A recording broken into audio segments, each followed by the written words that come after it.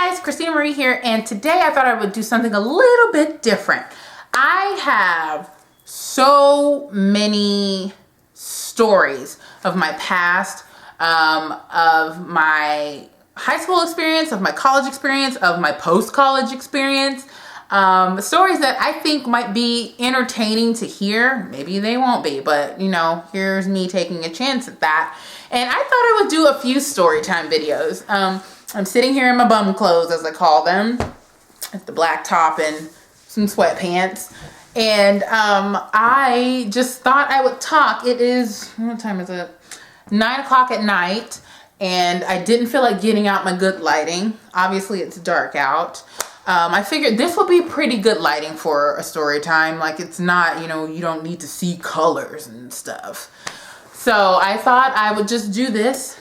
You will probably hear my cats in the background, and we'll just have a good time.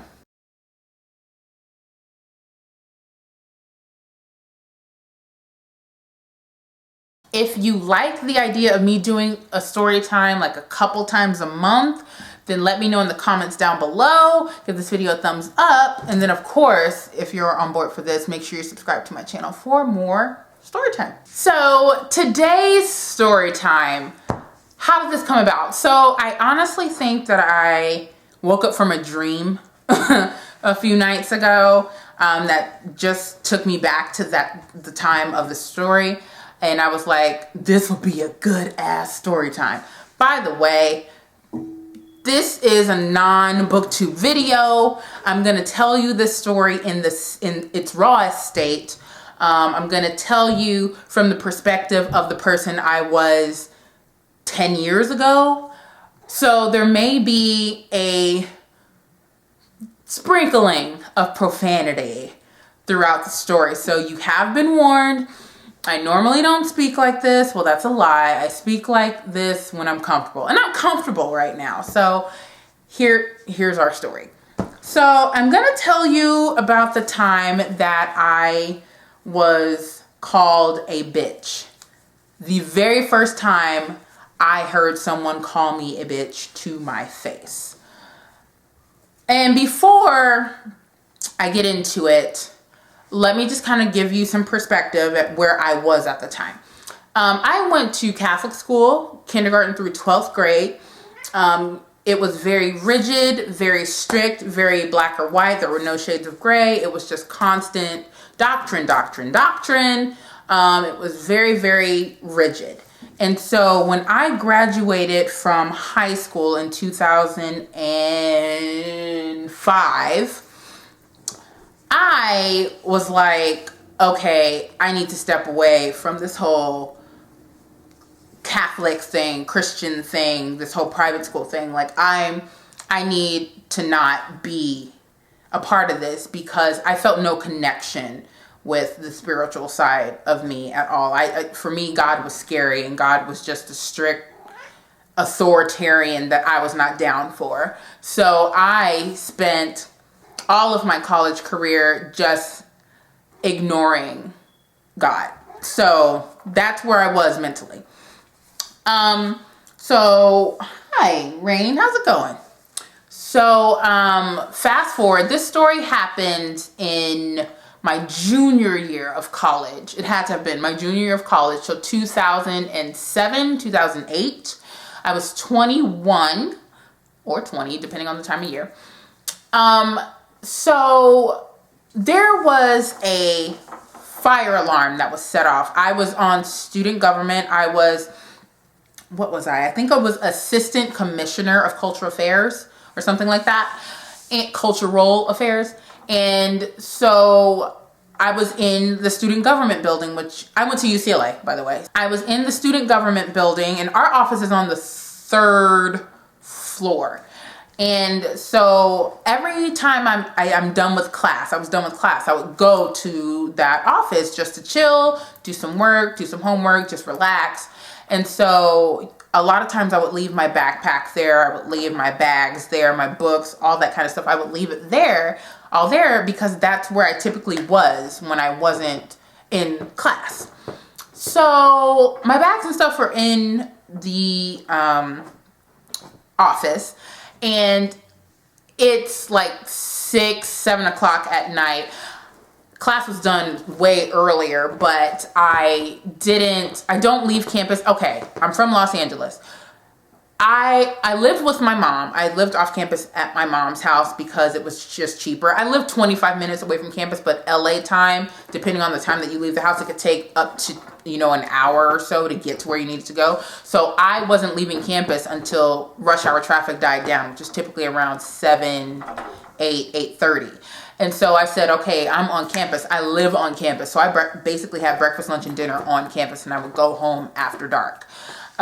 So I was getting ready to leave. I was outside of the student government building, like chilling with friends and whatnot. And I was getting ready to leave. And then the fire alarm in the building went off. And when the fire alarm in the building goes off, you can't enter it. You can't enter it. You have to leave everything as is. You don't have time to get out. You have to leave. And so I was getting ready to go home, but I couldn't leave because all of my stuff was still in the office. My keys, my bag, my purse, my backpack, books, everything. It was all up there. So I was like, shit. I was pissed, because I really just wanted to go home. I didn't want to be a part of this story. And so I ended up waiting. And so when the fire department, they have to come and they have to go through all the floors and, make sure no one is there, make sure everything is good and cleared. So we have to wait. It took about 20, 25 minutes. I was chilling outside with my friends, sitting out like some benches or something, just waiting. I was bitching and moaning, of course, because I was mad. I was so mad because before I left the office, I was like, maybe I should take my stuff with me. And I didn't. So lo and behold, fire alarm goes off. So we're sitting at the table and we're waiting for everything to clear. And I see the firefighters come out one by one. So I'm like, good, things are done. And so I stand up and I'm like waiting for everything to get the okay. And so all the firemen leave and they clear the building. The firefighter was like, you're good to go. So I was like, awesome. And I rush in. One of the campus workers who was a student, he saw me rushing in and he's like, hey, you can't go in there. Like he started yelling at me. And I was like, yes, I can. The fire alarm is no longer going. I need to get my bags. And then I walked in. And then as I was walking, I heard, stupid fucking bitch. Like, that's what I heard. And I heard it, I logged it, and I kept pushing. My main mission was to get my bag. So I went upstairs, got my bag, and then I got my bag as soon as I remember it like it was yesterday. I put my backpack on, I grabbed my purse, picked up my phone, and I got tunnel vision. Like I literally got tunnel vision and I stopped what I was doing and I just started hyperventilating. Like I lost control of my body. I started hyperventilating and a couple of my friends, I don't want to mention their names, I'll just say D and R. D noticed more than anything and she said, Christina, what's going on? I remember saying, I think I have to go find somebody. I think I have someone I need to look for. Like, it was so weird. Like, it felt like it wasn't me, but it was me. I was like, I have to go find someone. I think I have to talk to somebody. And she was like, okay. And I think she could tell that I wasn't right. So I literally leave the building and I'm like rushing. I'm just power walking. And D and R like see something's not right. So they're following me. And so I literally get outside of the building and I start looking around. I start going in and out of other buildings to find that guy that called me out of my name. I'm walking in various doors in various buildings looking because I'm like, I was only up there for maybe about 5 minutes after I ran up to get my stuff. So he could not have gone far. So I'm looking around. I'm like, I remember he's a campus worker. He's probably working in one of these rooms around here cleaning up or something. So I'm going in all of the rooms. I go over to the next building, looking in the rooms. And then I go into a room and see 3 workers and they all have on the same shirt. And I remember tunnel vision. And I walk in and I said, and I'm hyperventilating so I cannot breathe. I said, which one of you called me a stupid fucking bitch? Which one of you? It was one of you.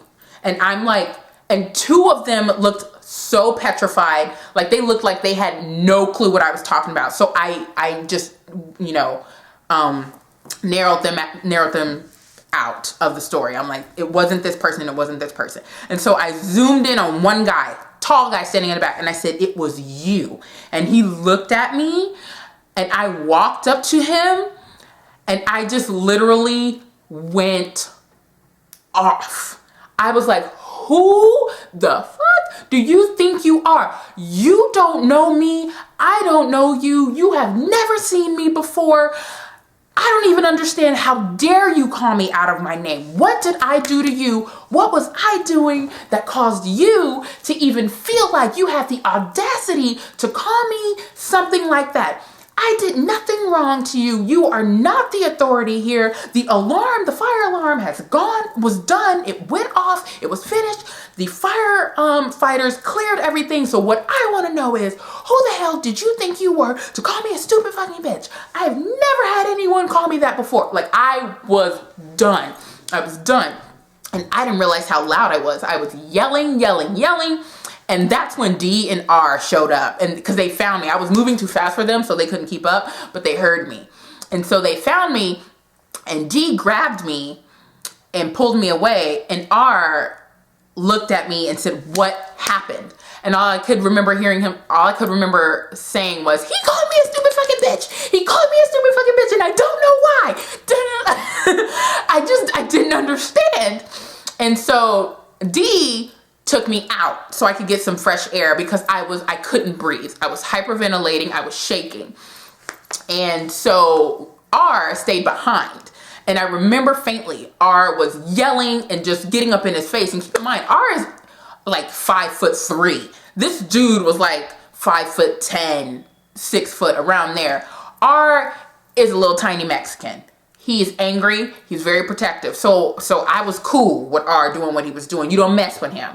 But my friend D looks just like me. They always mixed us up in college, so we called each other twin. And she took me outside, and we walked around the track to calm me down. The tunnel vision slowly started to go away, and I started to breathe again. Like, I never once cried, because I wasn't hurt. I wasn't sad. I was shocked. Like, never in my life had anybody called me out of my name before, to my face. Like, I don't know what you call me, behind my back. I don't care. I don't have to hear it. But to call me that to my face in such an unwarranted way, I was a vulnerable individual in college, as most people are. You're going through life, you're figuring yourself out. And so I just didn't understand. It didn't make sense to me. If I was, exhibiting bitchy behavior, then sure, call me out on it. I'll own it. But I didn't do anything. Like, I did nothing. The alarm stopped on the building. I ran inside to get my stuff, and I was trying to leave and go home. And so I in that moment, it actually made me realize how I had never been angry before. I'd never been angry before, really. I've gotten frustrated and I've gotten annoyed, but I've never been that angry before. And I can't even tell you the origin of that anger. Like, I've just never been called out of my name like that before. And so it shocked me to the point that I literally felt like I had to defend myself against a person that, quite frankly, I never saw again.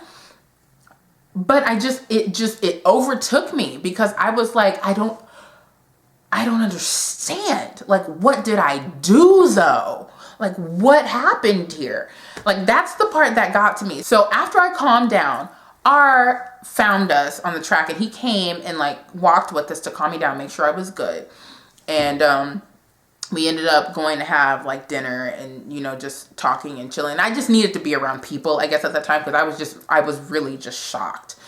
And then I, packed up my stuff, went home, and told my mom. And I told her how I handled it, and she was like, good for you. Like, I don't suffer fools.